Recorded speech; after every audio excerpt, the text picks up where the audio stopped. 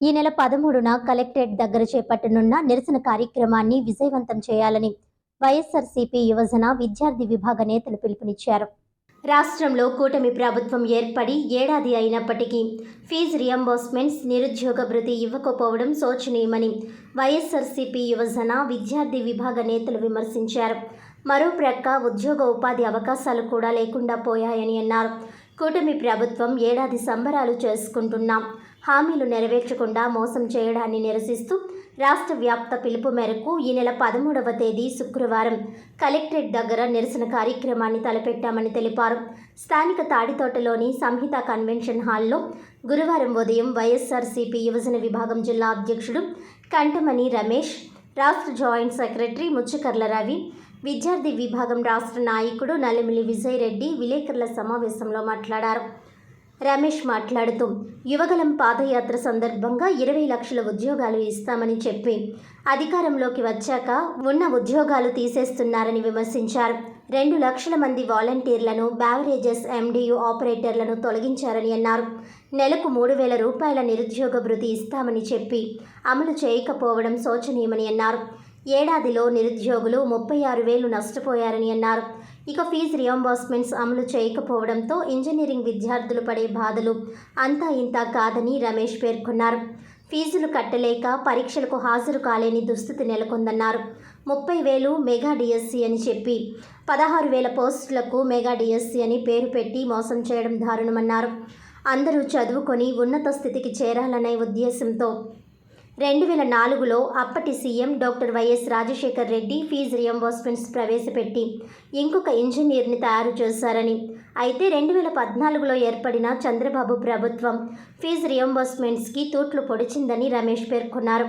2019లో Jagan CM అయ్యాక దీన్ని పునరుద్ధరించడంతో పాటు 1వ తరగతి నుంచి చదువును ప్రోత్సహించేందుకు అమ్మఒడి పథకం ప్రవేశపెట్టి ఏటా 15,000 అందించారని అన్నారు. అమ్మఒడి పథకం పేరు మార్చి తల్లికి వందనమని చెప్పిన కూటమి ప్రభుత్వం ఇప్పటి వరకు అమలు చేయకపోగా తాజా ఉత్తర్వుల ప్రకారం 30% కోత విధించి ఈ పథకాన్ని అమలు చేయబోతున్నారని ఆయన విమర్శించారు.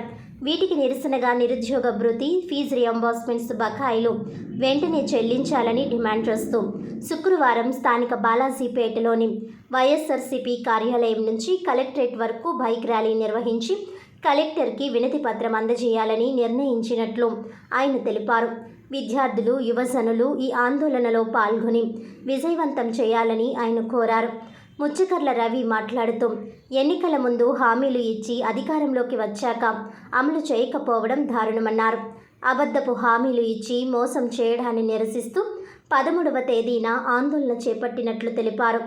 ఎవరైనా ప్రశ్నిస్తే అరెస్టు చేస్తున్నారని ఆయన వాపోయారు. కూటమి ప్రభుత్వం మోసపూరిత హామీలు, అరాచకాలను ప్రజలు గమనిస్తున్నారని ఆయన అన్నారు.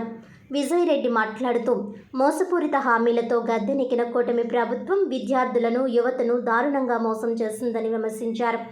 13వ తేదీ బైక్ ర్యాలీ, కలెక్టరేట్ దగ్గర నిరసన కార్యక్రమాలను జయప్రదం చేయాలని కోరారు. వైఎస్ఆర్సీపీ యువజన విభాగం రాష్ట్ర జాయింట్ సెక్రటరీ చేకూరి విఎస్ రామకృష్ణ, రాజానగరం నియోజకవర్గ అధ్యక్షుడు కొండమిద శ్రీను, గోపాలపురం నియోజకవర్గ అధ్యక్షుడు నక్క నాగసత్యనారాయణ, అనపర్తి నియోజకవర్గ అధ్యక్షుడు పడాల దుర్గారెడ్డి, రాజానగరం నియోజకవర్గ విద్యార్థి విభాగం అధ్యక్షుడు ప్రగడ కళ్యాణ్ తదితరులు ఈ సమావేశంలో పాల్గొన్నారు.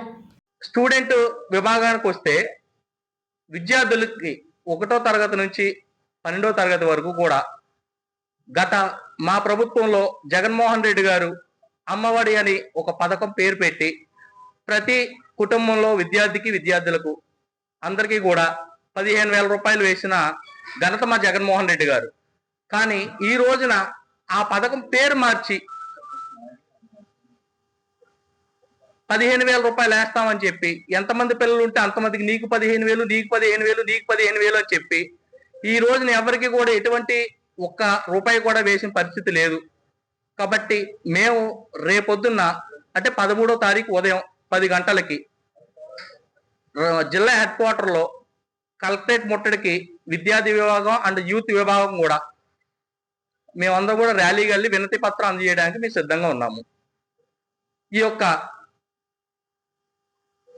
ప్రభుత్వం యొక్క చేస్తున్న అరాచకాల మీద రేపన్న రోజున మా యొక్క పార్టీ ఆదేశాల మేరకు ఇంకొక ధర్నా కూడా చేయడానికి మేము సిద్ధంగా ఉన్నాం.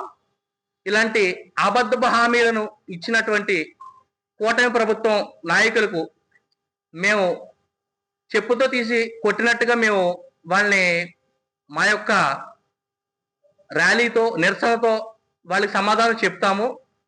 ప్రజలకి న్యాయం చేసే వరకు కూడా వైఎస్ఆర్ కాంగ్రెస్ పార్టీ ప్రజలకి అండగా ఉంటుందని చెప్పి మీ అందరికి తెలియజేసి సెలవు తీసుకుంటున్నాను. ఏదైతే ఎక్కి సంవత్సర కాలం అయిందో ఈ సంవత్సర కాలంలో వాళ్ళు ఇచ్చిన హామీలు ఏదైతే ఉన్నాయో అన్నిట్లు కూడా ఫెయిల్ అయ్యారని తెలియజేస్తూ, ఏదైతే యువతకి యువగోళ పేరుతో 20 లక్షల ఉద్యోగాలు సృష్టిస్తానని చెప్పిన నాయకులు ఈ రోజున 20 లక్షల ఉద్యోగాలు సృష్టించకుండా సుమారు 3 లక్షల మంది ఏదైతే వాలంటీర్లు ఉన్నారో, అలాగే బ్యావరేజ్ కార్పొరేషన్ ద్వారా ఉన్న ఎంప్లాయీస్ ఉన్నారో, అలాగే డిసిఎంస్ వ్యాన్ ద్వారా ఉన్న ఎంప్లాయీస్ ఉన్నారో, సుమారు రాష్ట్ర వ్యాప్తంగా 3 లక్షల మందిని నిరుద్యోగులు చేశారు. అలాగే ప్రతి నిరుద్యోగికి 3,000 నిరుద్యోగ వృత్తి ఇస్తానన్నారు. అది కూడా ఇవాళ 12 నెలలు అయింది. సుమారు ఒక్కొక్క నిరుద్యోగులు రాష్ట్ర వ్యాప్తంగా 36,000 రావాల్సి ఉంది.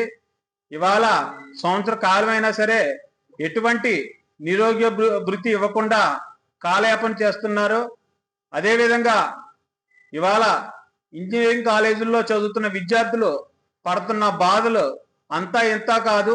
ఎందుకంటే గత సంవత్సర కాలంలో ఏదైతే ఈ బకాయిలు ఉన్నాయో అవన్నీ కూడా ఏ ఒక్క బకాయి కూడా చెల్లించకుండా కాలయాపన చేయడం వల్ల విద్యార్థులు కనీసం ఎగ్జామ్స్కి అటెండ్ అవ్వాలంటే ఈ ఫీజుల గురించి ఇబ్బంది పడుతూ మనోవేదన పడుతున్నారు.